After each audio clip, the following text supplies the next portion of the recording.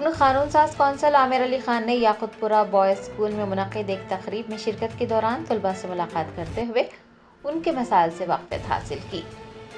محکمہ اقلیتی بہبود کے زیر اہتمام تلنگانہ کے اقامتی اسکولوں میں کامن ڈائٹ پلان منصوبے کی اجرائی کے موقع پر یاقوت پورہ بوائز اسکول چمپا پیٹ میں ایک تقریب منعقد ہوئی۔ رکن قانون ساز کونسل عامر علی خان نے تقریب میں بحیثیت مہمان خصوصی شرکت کی اور حکومت تلنگانہ کے فلاحی اسکیمات سے استفادہ اٹھانے اور اقامتی اسکولوں کے ذریعے بچوں کا مستقبل سنہرا بنانے کا مشورہ دیا۔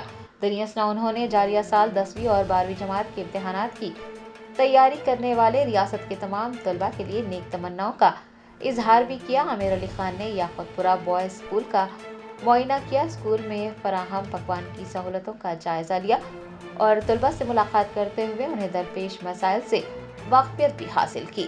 بتایا جاتا ہے کہ عامر علی خان نے طلباء کے والدین سے بھی ملاقات کی اور مذکورہ اسکول میں زیر تعلیم طلباء اور ان کے والدین کے علاوہ اسکول عملے کے ساتھ دوپہر کا کھانا بھی کھایا۔ اسکول میں قائم کی گئی مسجد کا بھی انہوں نے تفصیلی معائنہ کیا۔ اس موقع پر district civil supply officer A Ramesh, HOD hostel management Muhammad Yusuf Ali و دیگر موجود تھے۔